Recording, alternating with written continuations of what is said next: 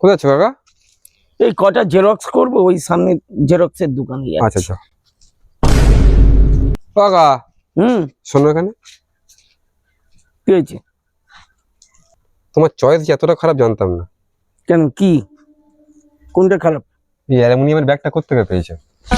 এই তোর খালি আলতু ফালতু কথা কেন রে? এটা অ্যালুমিনিয়ামের ব্যাগ, এমনি ব্যাগ, এটা কভার যাতে না ভেজে। ও, এটা কভার? হ্যাঁ, তা তুমি কালার পেলে না, এই কালার?